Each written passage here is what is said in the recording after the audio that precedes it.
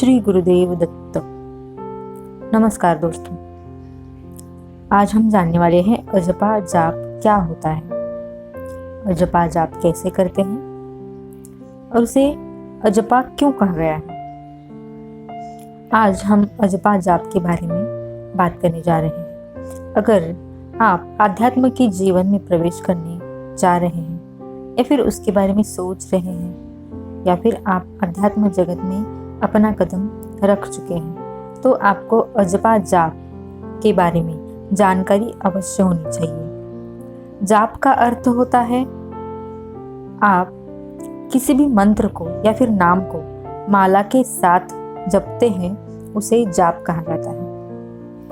अजपा जाप का भी यही मतलब है, लेकिन इसे माला पे नहीं जपा जाता, बल्कि इसे जपा ही नहीं जाता। उसे जपने वाला होता है आपका मन, जो कंटिन्यूअसली आपके मन के अंदर चलता रहता है।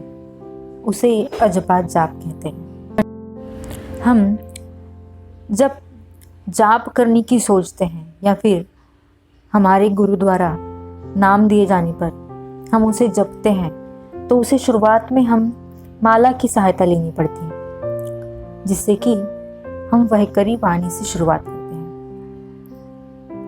नाम जपने के भी प्रकार होते हैं, जैसे कि जब आप ऊंचे स्वर में नाम जपते हैं या फिर मंत्र जपते हैं, जिससे कि आपकी आवाज़ दूसरों को सुनाई दी जाती है, तो उसे वैखरी जाप कहते हैं। उसके लिए आपको माला की सहायता लेनी पड़ती है। उसके बाद जैसे ही आप वैखरी वाणी से जाप करते जाते हैं, आपको एक आदत सी लग जाती है जाप करने की। तो उससे क्या होता है, आप थोड़े दिनों के बाद देख सकते हैं कि आपके अंदर ही अंदर एक नाद चल रहा होता है, एक ध्वनि आपको अंदर ही अंदर सुनाई देने लगती है। लेकिन इसे आप अजपा जाप नहीं कह सकते, इसे आप उसकी श्रेणी में रख सकते हैं। लेकिन वैखरी जाप के बाद आता है उपांशु जाप। उपांशु जाप कुछ लोग ऐसे करते हैं। उपांशु जाप जो है, इसे उपांशु इसलिए कहा गया है क्योंकि इस जाप को आप होठों से तो बोलते हैं, लेकिन उसकी ध्वनि दूसरों को सुनाई नहीं देती।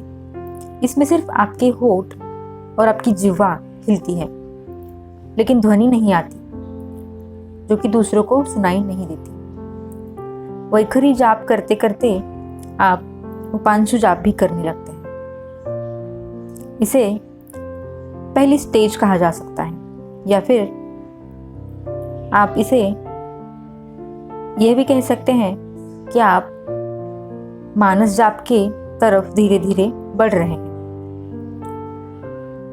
उसके बाद आता है मानस जाप।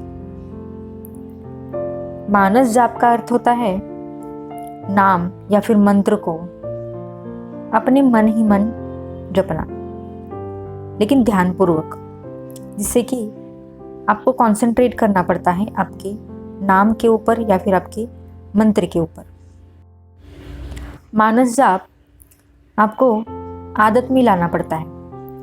जब आप मानस जाप करते हो तो कुछ समय ऐसा आता है जब आप नाम लेते हैं या फिर मंत्र जपते हैं, तो अगर आपका ध्यान भी हट जाए आपके नाम से या फिर आपके मंत्र से, तो भी आपके अंदर ही अंदर वो चलता रहता है, लेकिन आपका ध्यान नहीं रहता है। फिर कुछ समय बाद जब आप आते हो वापस आपके नाम के ऊपर, तो आपको समझ में आता है कि अरे मेरे अंदर ही अंदर ये तो चल रहा था।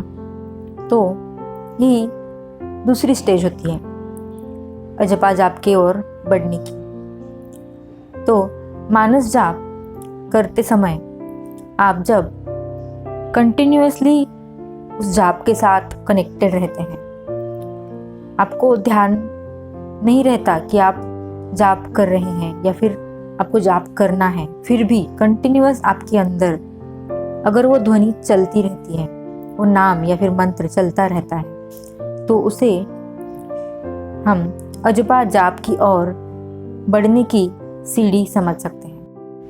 अजपा जाप ये एक ऐसा जाप है जिससे कि जब आप आदी हो जाते हैं नाम के, आपके दिल में, दिमाग में, आपके नस नस में, रोम रोम में जब नाम बैठ जाता है तो उसके बाद वो अजपा जाप कहा जाता है, जिसमें कि साधक को किसी भी प्रकार से नाम के ऊपर ध्यान लगाने की आवश्यकता नहीं रहती।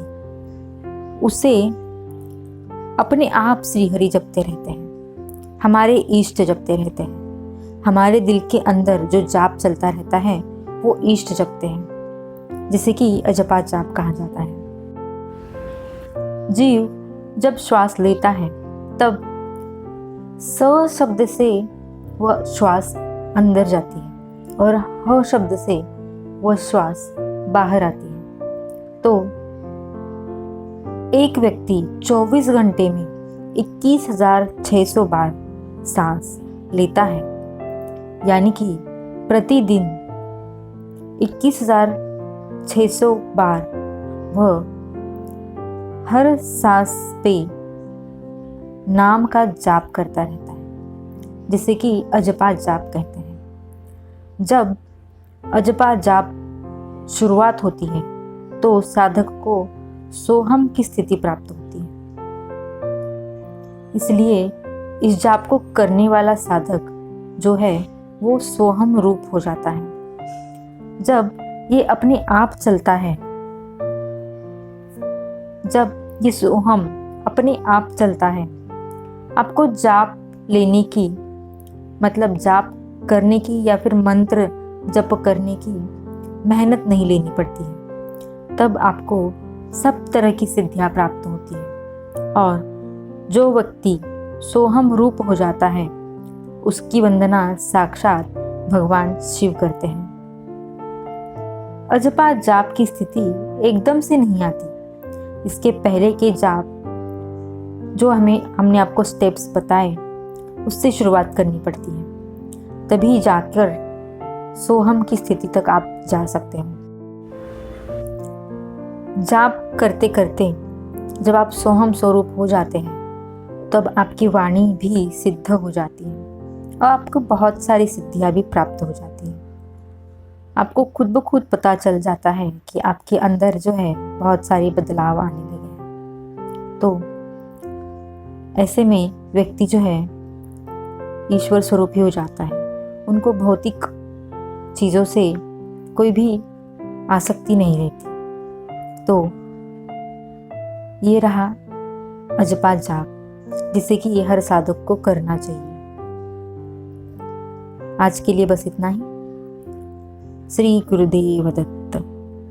धन्यवाद।